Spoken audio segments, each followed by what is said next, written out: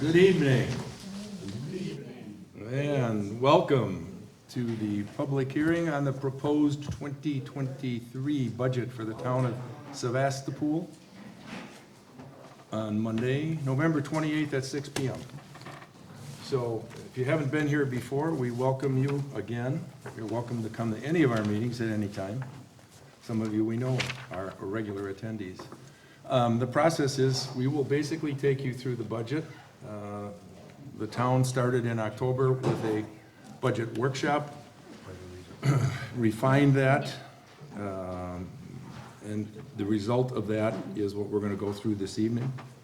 I can tell that for those of you who are fearful of a huge budget, of a large tax increase, the tax increase this year amounts to less than 3 cents per thousand of assessed value. So if you have a $200,000 home, that's going to be virtually nothing. It'll go from 176 to 179 on the tax rate. So good news from that perspective. What we'll do this evening is I'll try and take you through the budget items where there is a supervisor responsible for a portion of the budget. I will ask them to address the revenue and expenditures. So we'll kind of jump back and forth between Jeannie, Mark, Linda, and myself. We are missing a supervisor tonight whose baby girl is ill and is unable to make it, so we'll fill in for him. If you have a question, feel free to raise your hand. We'll try and answer it as we go through the meeting. After this meeting, when we are done, we will then go to the special town board meeting, which is the meeting where you actually approve the town tax levy for 2023. So, any questions before we get rolling? All right, hearing none, let's start with, you should, by the way, I think most of you all have a copy of the budget. It was available there for you. We're going to start on general government expenditures, and the first item up there is the salary of the chairman, supervisors, clerk, treasurer, etc. As background, the last time there was an increase for any of the people in the town board was 2016. So it's been a number of years since this issue, or I should say this subject, has been raised. A salary increase is planned for the chairman as well as the supervisors. In addition, the clerk treasurer, who we dearly value for her abilities to keep the town upright and running, and does a tremendous job considering she is a one-person show for us. And so she will get an increase in there as well. We're proposing that the chairman's salary become $11,500, the supervisor's $6,500. The clerk treasurer's salary will go to $66,000, and committee per diem stay the same.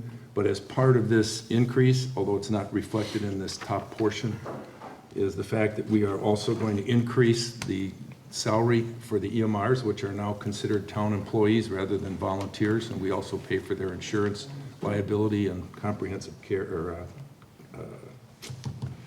workers' comp, said that backwards. We are also increasing the salary ranges for our employees at the park, as well as making adjustments basically to our pay scale to remain competitive. As most of you know, you can get a job at McDonald's now for $15 or $16 an hour. So if we're going to compete and have people provide services to us at the park and other places, we need to be competitive. So we're making adjustments across the board in all of those categories. The last thing I'll mention is with respect to the salaries of the town board, only those individuals that are reelected in the next term actually will achieve or receive the increased salary. So there are 3 people up for next April, and if they're all reelected or elected, they will receive the new salary. The remaining 2 board members will not receive a salary increase until 2024. So that's the way it works. So, okay, so basically that covers the salary portion. What I'm going to try and do is, rather than bore you with all the details here, is just pick the items where there are significant changes up or down so that you can at least have a perspective on the money spent. The next item down there's a change on is the election poll workers, and this is a decrease from our budget of $8,000 to $3,000. Dan, can you give the line number so people can follow it? I thought I did. I'm sorry. Line item 14. And hopefully your sheet and mine are the same. So goes from 8,000 to 3,000. That's really driven by a single item, which is we have less elections and therefore less overhead for postage, mailing, workers, et cetera. And you'll see that in postage as well, which is on line 17, a decrease from 4,000 to 2,600. We have less mail ballots that we have to deal with. The next item is item 21, assessor's reval. This year and in prior years, we've put approximately $5,000 a year set aside to build that base. We always anticipated a reval to cost approximately $125,000. We are moving ahead with a total town reval for 2023. The cost for that is $143,000. So we're a little short to cover that, although we have an arrangement, a pay program with them. But we are going to increase our payment this year to $12,000 to make up some of that shortfall. All right. All right, going over to line item 33, park grounds. Mark, you want to talk to the budget and last year? Any questions? No, I'm good. There's no questions, Dan. You might want to tell them what it is then. Well, Town Park Grounds, that's not the spring green. I'm sorry, I thought the meeting was 6:30, I was gonna take some notes, and I realized it was for 6, so I'm a little behind the 8 ball, I'll be honest. You wanna help me out here for 1 second? Yep. Town Park Grounds. Town hall grounds. Park and grounds, okay. 20,000. I was going with These are the- town employees. Town employees, we're gonna increase that. Oh, okay, yeah, the employees, okay, I got you, I'm with you now. All right, sorry about that, apologize. Yes, we will be increasing the employee salaries, as Dan already mentioned. We need to keep up with the times, we need to be able to dangle that little bit richer carrot in front of them. Okay. Next item down is item 42. It's the Plan Commission. It falls under the jurisdiction of Ms. Waite. And we had a change there. You would like to talk to that a little bit, Amy? Excuse me, Linda? We're actually decreasing our budget request, that $5,960. That is our dues or membership to Bay Lake Regional Planning Commission for 2023. You can see it actually went up $1,000 from the previous year. So we have been a member of Bay Lake since our update in 2019. So we're kind of keeping an eye on value versus cost on that. The Plan Commission will talk about that.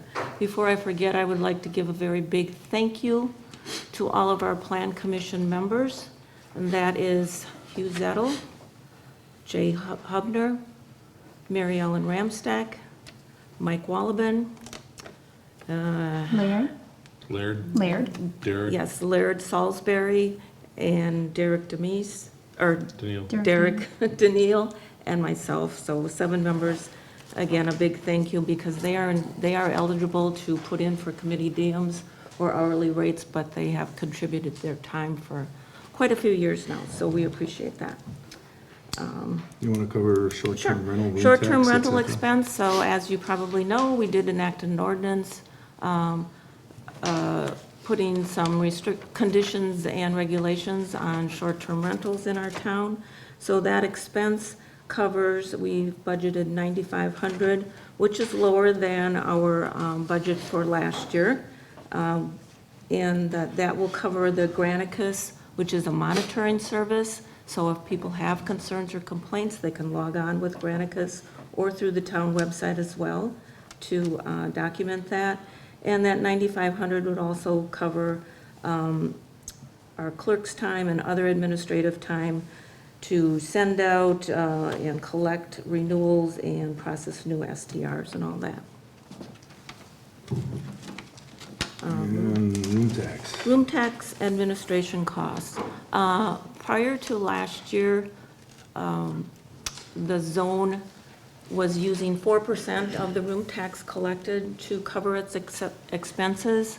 The zone has now changed that to 70% goes to Destination Door County for tours and promotion, and 30% is remitted back to the towns, rather than the 4% retaining for zone expense. So now, under this new setup, the municipalities have to cover the cost of the tourism zone. So that 21,000 is our estimate to our share of what it costs to operate the tourism zone, and that is based on total room tax collected, and then prorated or percentage out how much room tax did Sevastopol collect, and so I think it amounts to, I don't know, 16% or something like that. It was 6 or 7% last year, but remember, as of January, the tax rate on room tax is now 8% versus 5.5%. So those collections will be up substantially. Okay, thank you, Linda. Dropping down to line item 48, fire protection. Our fire protection grows from 377 to 389 in 2023. This is also the last year of our contract that we had, 3-year term with the city of Sturgeon Bay, so we will be hopefully renewing and renegotiating that for another term at the end of next year. But at this point in time, it still is fixed. And next items cover the first responders, which really should be labeled EMRs, but we keep kind of stuck in a run on first responders. And Derek, who's not with us this evening, would normally cover this, but essentially what's happened is over the course of the last few months, these people became, as I mentioned earlier, employees of the town versus volunteers. We've made adjustments for them in their training per diems as well as their call pay. So there's increases in both of those categories. Also, we provide their supplies, although that they did not use much last year. I think there was a little disorganization with respect to that, but it's going to bounce back, or will be bouncing back. And so that's the result, the end result of those changes. Yes? How many responders do we have? The moving target, but I believe it's 20 or 21. 21. 21. We have one kind of in and out, I think. So. All right. Line item 59, under Public Works, road maintenance and mowing. This last year, every other year, we do what's called a double cut, and we go right up to the fence line. So we did that this year. Next year, we'll do a single cut, so the cost goes from 22 to 15. Under road construction, we've been trying to bring this number up year after year. We started at 200, moved it to 3. We achieved almost 400,000 last year in road repair and anticipate doing the same thing again in 2023. We do a road tour. The town board goes out and looks at all the roads in the town in the month of May. So if someone has a concern about a specific road, please contact the town clerk prior to make sure that we take a look at your road. We can't necessarily get at them all. There's a road last year that we had numerous requests to do. When we went and got the price from the county to do the road, which was Dunn Road, it was $281,000. So out of a $400,000 budget, we decided not to invest in that road. So we can't always get what you need done, but we will make every attempt to try and get those and prioritize them over time. So if you have a comment on them, please share that with one of the board supervisors or any of the town clerk. Snow removal, line 64. We've been caught on both sides of this one, and I guess we never really know where we are until the end of the year. At one point in time, we were so overwhelmed by the cost of snow removal, we finally increased it to $130,000, only to find out for a short period of time, we didn't need all those funds. So we're taking another swing at it this year. We're coming in, we're gonna use $100,000 and hope that the month of December doesn't catch us, meaning the upcoming month, because that still is in 2022's budget. And that maybe next year we can stay within that budget, so it's gonna stay at $100,000. Tree trimming, this is almost as difficult as snow removal. The ash trees in Door County are endless, and we've upped our tree trimming and tree removal service from 8,000 to 12,000, and I frankly believe that's going to be exceeded in that we have large swaths of ash trees that adjoin our town roads in the right-of-way that are going to have to be removed. And we're also gonna try and deal with some of the tunneling that's occurring on some of the roads where the evergreens, more than anything, have grown in and literally created a tunnel effect. And when you're driving down the road, you're driving down the center of the road instead of driving on your side because the limbs have protruded into the roadway. So we're gonna try and deal with some of that next year. Not much else in there until we get down to Town Park Fields, which is Mark. Line 78. Yep. So, last year we did a major baseball field update. Left field had a very bad drainage issue. We've been working with it since basically the inception of the park in 1984. So we went all in this year and stripped it, drained it out towards the pine trees. So that's why we have such a large expected year end to date for 22. 23 drops back down to 3,000. That's just general field repairs and updates. Okay, you want to touch on, well, we can, yeah, touch on Town Park Grounds, line 81. Just explain a little bit about what's happening there. Okay, 81, yeah. The applications for the grubs are every other year, correct? Every third year? I believe. It's been pretty consistent in the past couple of years because the generations keep laying eggs. And so we want to make sure we get those. Yeah, that's, the grubs are what, you see all the rooting from the skunks getting the grubs out of the ground, all the larvae. So, and then we also get, if everybody knows this, we get a little money knocked off if Amy pays before the end of the year. So that's a very big bonus, another way that Amy saves the town money. A lot of ways behind the scenes that she's saving this money. You know it. Okay, good. Let's drop down to cable communication, which is Jeannie. You want to talk to those Sure. items? We increased the charter franchise fees from 32,000 to 36,000 since the trend seems to be increasing. We looked at the expenditures in '22. Laddie indicated he needed more storage, so 2 new hard drives will be purchased to place inside the Drobo. The budget for that is $600. The program director expense stayed the same. Assistant Derek Demise compensation changed from $75 to $90. That's per session. To offset this pay increase, we reduced the number of recorded programs from 30 to 25, and we increased the number of times the assistant can be used from 12 to 14 times a year. Okay, you want to touch on the holdover from the broadband expansion grant? The 75,000? Yeah. Yeah, back in 2020, was it? 21. 21, we budgeted, we put in 75,000 into our budget with the idea that hopefully we were gonna be doing some towers. I guess the good news is we didn't end up doing towers, so that didn't work out. We didn't get the grant from the PSC, so we're carrying it over till 23. And of course, you know, there's a lot of things going on that I'll address in the communications technology report at the regular meeting. Anything else you want? Yeah, maybe just, Or do you I want would me to think touch that on I think it would be, Do you want me it's to touch tough. on that? Well, let's just say that you'd be very surprised if you didn't know we were pursuing broadband expansion in the town. Well, if you've been paying attention. And it'll be a costly venture on the part of the town to try and expand it. The cable communication group has been working very hard to put together an RFP that went out a month ago and is due back, the answers are due back at the end of this month.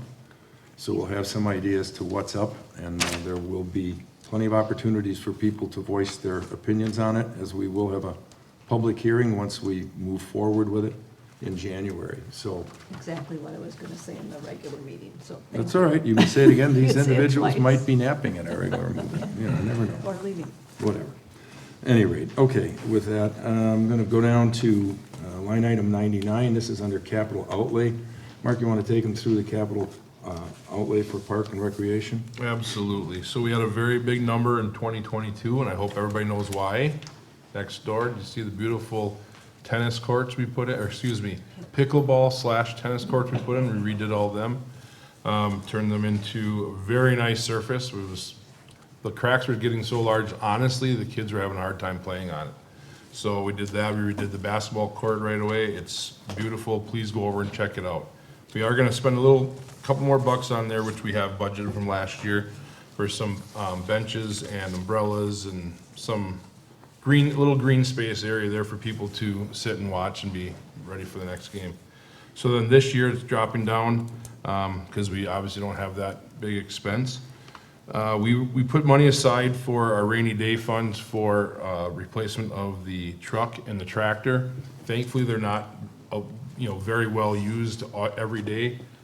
We replaced the old Skag lawnmower with a new one this year, so that's also in the capital there. That was a pretty good expense as well. So we are working with a truck that's, I believe, a 94. So 94. it's definitely it was used to begin with when we got it, so it's got plenty of miles on it. We did have an employee that was a mechanic that did a lot of work and upkeep on it. It's really limped us along. So as everybody knows, vehicles are not cheap and not very easy to find. So once that day comes where that truck pukes, we need a truck to go around the town and do all the other parks and the boat ramp and boat launch. So that's money for that, and our little Ford tractor, which is it's a little bit underpowered, undersized for what we need it for. It's still working, but it's nickel and diming us every year. So that's why that number is as big as it is, but it's still less than what we have in the past. Thank you. I might just make note that once a year, the town board gets together and deals strictly with capital planning. So a lot of the dollars that are in there are a result of that effort. We try to put money aside each year towards these different items that need eventual replacement. And we continue building our Bless you. our cash so that when these things are here, we have money in the budget to take care of it. All right, so total expenditures for the town for the year would be $1,463,000 versus the budget of last year, which $1,523,348, so slight decrease of about $60,000. And that's line item 103. Flipping the page, and I just thought I'd make a comment. I thought this was an interesting thing. On line 115, shared revenues from the state. I don't know if any of you had an opportunity to listen to the debates for governor, but there was quite an extensive conversation on shared revenues and the fact that our current governor is going to increase ours. He assured that if he got reelected, would increase us by 4%. So 4% of $44,000 doesn't get us a lot. It's a pretty small amount, but they spent a lot of time discussing it. I was sitting there thinking, boy, I'm looking forward to getting back some of the money from the state that they collect. Anyway, room tax reimbursement. Linda mentioned the fact that we had to pay for room tax collection as part of the tourism zone. Room tax reimbursement, in this case, is the offsetting amount to what she raised earlier. Without getting into too much detail, this money is rebated back from destination Door County to the town as part of that 8% room rate increase. So although we borrowed money, we are actually getting it back over a period of time to recapture that. And it turned out to be a very inexpensive way to make some enhancements to the park. So, not much else on that page. License and permits, public charges, those are all pretty minuscule. Field work reimbursement, that's for the town park, line 134. We were able to negotiate with the school, who's an active user of our park facilities, a fee, for lack of a better word, contribution perhaps, is maybe a better word, where they will annually contribute $10,000 towards the operation of the park, which covers the use of the ball fields and all the other facilities that they take advantage of. And we have, how long an agreement with them? 5 year. 5 year agreement. I think it's a positive on both of our cases. We're happy to see the park used, and they're happy to make use of the park and consider it their home field. So I think it's a win-win for both organizations. And then I just want to touch real quick on one thing with that, Dan. We don't, so if you look back on the concession stand, we don't have any concession stand revenue anymore because we turned the concession stand over to the Mighty Pioneers and the Pioneer Booster Club. So that's kind of part of the $10,000, kind of part of the deal, that they get all the concessions, they run it, they take care of everything. So it's very nice because for quite a long time, the concession stand was run by the Hain family only. And it takes a lot of pressure off of the Hain family and the town board. Linda helps with as well. Everybody has helped, but I'm just saying it's a kind of a burden, to be quite honest, because there's a lot of games over there. There are some weeks where there are six days a week there's games being played. So it's very nice. The school, it's all in one now, so. Okay, thanks, Mark. The only thing I'll mention, on line 141, federal grants, ARPA, if you recall, we received a chunk of money from the federal government as part of that whole program. And in 2022, we received the second half of that payment of $139,000. You don't see any, they're not giving us any more. That's why that item is blank to the right for 23. Okay, interest, line 150, I guess it's good news, bad news. We received no interest virtually on our funds, and now this year, we're actually looking to obtain $3,000 from the federal government. Of course, we're all paying for that through higher interest loans, but they were getting us either way, I guess. So there would be a positive change there.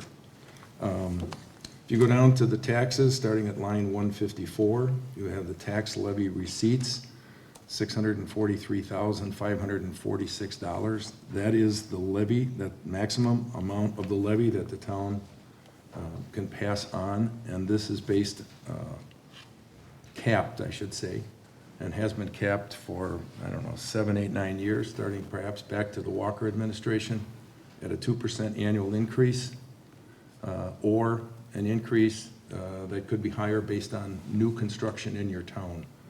In this case, our levy limit went up from $638,000 in 2022 to $643,000 in 23. Then you have debt, money that we borrowed, which is being repaid through the destination door. So the total levy for the town becomes $665,238. That's line 157. 158, revenues and tax levy receipts, $1,238,854. And then we have cash balance applied. This is the town using some of its reserves to balance the budget, which comes in at $1,485,328. All right. So a slight decrease from the prior year, which was $1,523,000. It's now $1,485,000. And as I mentioned earlier, the mill rate per $1,000 of assessed valuation in 2020, it was, I won't give you all 9 digits, but it was basically 86.5 cents. In 2020, it was 86 3/4 of a cent. In 21, and in 22, it'll be 89.5 cents. So if you had a $200,000 home, your taxes from 2020 would have been $173, 21 would have been $174, and in 22 would be $179. So I think the town's doing a pretty good job of managing their money and still taking care of the things that we need to do. So with that, does anybody have any questions? Okay, hearing none, then we will close the public hearing on the proposed budget. We will give our videographer a minute to switch topics on the channel, and we will go on to the special town board meeting.